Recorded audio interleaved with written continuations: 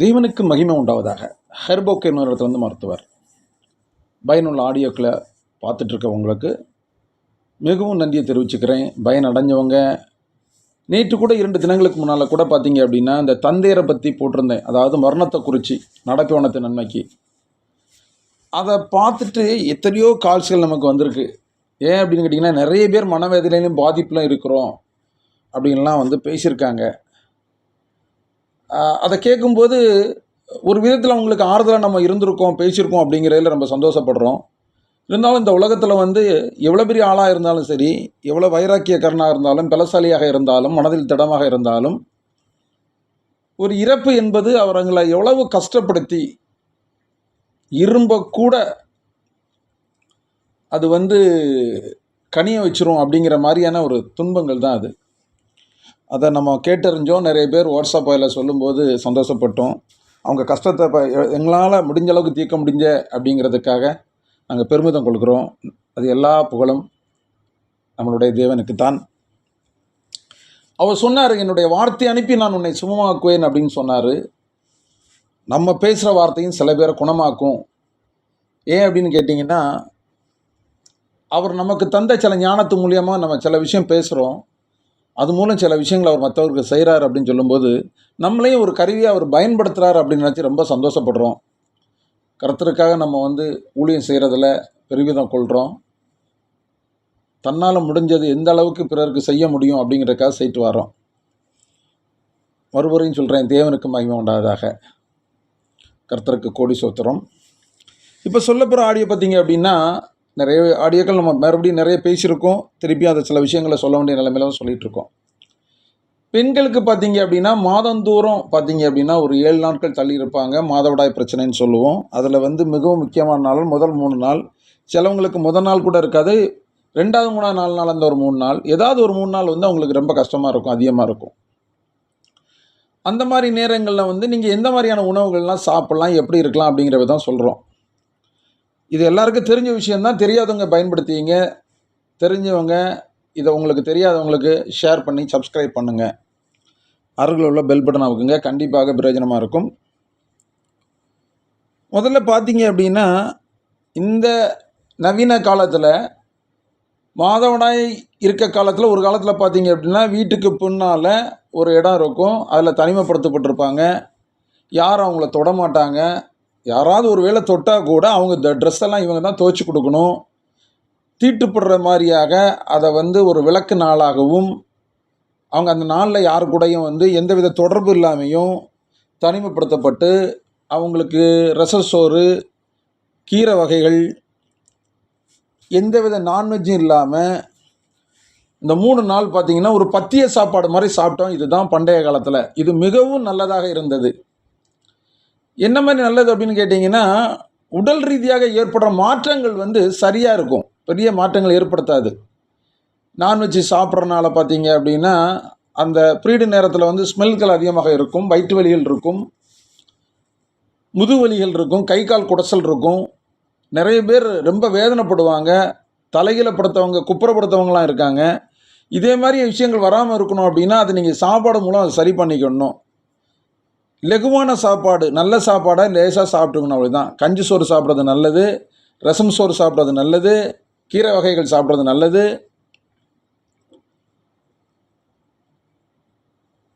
இதை பார்த்தீங்க அப்படின்னா இப்போ பார்த்தீங்கன்னா எல்லோரும் காலையில் பார்த்தீங்க அப்படின்னா ஒரு நாப்கின் வாங்கி வச்சுட்டு, பேக்கில் 2 நாப்கின் வச்சுட்டு, வேலைப்பளுக்காரனை தான், நான் யாரையும் தவறாக சொல்லலை. டீச்சர்ஸாக இருக்கட்டும், ஒர்க் பண்ணுறவங்க, ஆஃபீஸில் ஒர்க் பண்ணுறவங்களா இருக்கட்டும், தனியார் கம்பெனியில் வேலை பார்க்கணும் இருக்கும், கண்டிப்பாக அவங்க வேலைக்கு போய் தான் ஆகணும். இந்த மாதிரி கிட்டத்தில் நான் லீவ் எடுக்கன்னு சொன்னால் மாதம் 4 நாள் 3 நாள் லீவ் எடுக்க முடியாது. இந்த சிரமத்தின் பேரில் அவங்க வேலைக்கு போகணும். அதே நேரத்தில் இதை பாதுகாப்பாகவும் இருக்கணும். அவங்க உடல் ரீதியாகவும் ரொம்ப உளைச்சலாக இருப்பாங்க, கஷ்டமாக இருப்பாங்க, வேதனையாக இருப்பாங்க. இது எத்தனை பேருக்கு தெரியும்? இது வெளியே சொல்ல முடியாது. இது ஒரு கொச்சையான ஒரு விஷயம் மாதிரி இருக்கும், கேவலமாக விஷயமா இருக்கனால அவங்க அதை வெளியே சொல்ல மாட்டாங்க, மனசுக்குள்ளே வச்சுருப்பாங்க. அவங்களுடைய சிம்டம்ஸை பார்த்து சில பெண்கள் கண்டுபிடிச்சிருவாங்க. இப்போ இவங்கெல்லாம் என்ன பண்ணுறாங்க அப்படின்னா, நீங்கள் கண்டிப்பாக பார்த்தீங்க அப்படின்னா காலையில் வைக்கிறீங்க, அடிக்கடி அங்கே பாத்ரூம் வசதி இல்லாத இடத்துல பார்த்தீங்கன்னா இந்த நாப்கின்லாம் மாற்ற முடியாமல் இருக்கும், அதே வச்சுக்கிட்டு இருப்பாங்க. இது உங்களுக்கு உடல் ரீதியாக நல்லா இருக்காது. இன்ஃபெக்ஷனை ஏற்படுத்திடும். துணிகளில் கூட பட்டுரும் சில நேரத்தில். நிறைய பார்த்துருக்கலாம் நீங்கள் பஸ்ஸில் எல்லாம். ரொம்ப மனவேதனையாக இருக்கும். நான் நிறைய பெண்கள்கிட்ட நான் என்ன தான் கேவலப்பட்டாலும் பரவாயில்லன்னு சொல்லி கூப்பிட்டு கூட சொல்லியிருக்கேன். என் கூட பிறப்பு மாதிரி, சிஸ்டர் உங்கள் ட்ரெஸ்ஸில் பாருங்கள், கொஞ்சம் கேர்ஃபுல்லாக இருங்க, ஏதாவது பக்கத்தில் ஏதாவது போய் ஏதாவது மாற்றிருங்க எடுங்க அப்படிலாம் நான் சொல்லியிருக்கேன். எத்தனையோ பெண்களுக்கு ட்ரெஸ்லாம் நான் பின்னால் பார்த்துருக்குறேன். அவங்களுடைய அறியாமையை மட்டும் இல்லை, அவங்க வேலைப்பளு காரணமாக பாவம் அவங்க என்ன செய்ய முடியும், அதுக்கான இடவசதிகள் இல்லாதனாலையும், பயண நேரங்களிலும் அலுவலக நேரங்களிலும் அது சரியாக பண்ண முடியாதனால இதே மாதிரி விஷயங்கள் ஏற்படுது. அது வேதனைக்குரிய சம்பவம் தான்.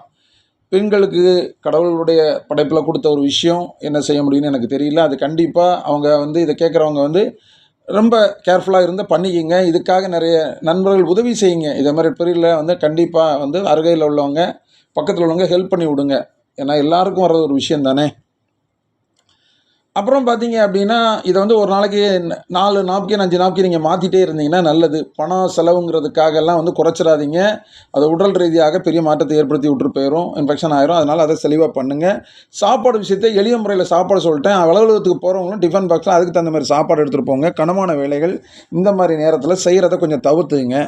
கண்டிப்பாக நல்ல ஓய்வு எடுப்பது நல்லது. வீட்டில் இருக்க பெண்களாக இருந்தால் நல்ல ஓய்வெடுங்க. இந்த நேரத்தில் அதிகமான பணிகள் இல்லாமல் குனிஞ்சு நிமிர்ந்து வேலைகள் பார்க்காம கொஞ்சம் லகுவான வேலைகளை செய்யுங்க. இந்த 3 நாட்களில் உங்களுக்கு வந்து உடல் ரீதியாக எதிர்காலத்தில் ரொம்ப நல்லா இருக்கும். அதை நீங்கள் செய்து பார்த்துட்டு வாங்க. ஏன் நீங்கள் வந்து உணவு விஷயத்தில் சொல்லிகிட்டு இருக்கோன்னா, மாதவிடாயின் போது தான் உங்களுக்கு கார்போஹைட்ரேட் புரதம் நிறைந்த உணவுகள் உட்கொள்ள வேண்டும் அப்படிங்கிறத வைத்தியம் சொல்லுது. அந்த கார்போஹைட்ரேட் உணவுன்னு சொல்கிறதுனால தான் நான் சில உணவுகளை உங்களுக்கு சொல்லிக்கிட்டு இருக்கேன். எந்த உணவை தவிர்க்கணும் வரையும் சொல்லிட்டேன். முடிஞ்ச அளவுக்கு இந்த 3 நாட்கள் வந்து நீங்கள் வந்து வெந்நீரில் குளிங்க, வெந்நீர் குடிங்க. எல்லா நாளும் வெந்நீர் குடிக்க சொல்லிட்டேன். இந்த 3 நாட்களில் வந்து கண்டிப்பாக வெந்நீரில் குளிக்கிறது, வெந்நீரில் சாப்பிட்றது, குடிக்கிறது எல்லாமே நீங்கள் வந்து குளிர்பானங்களை தவிர்த்து வெந்நீரில் இருக்கிறது நல்லது. அப்புறம் பார்த்தீங்க அப்படின்னா,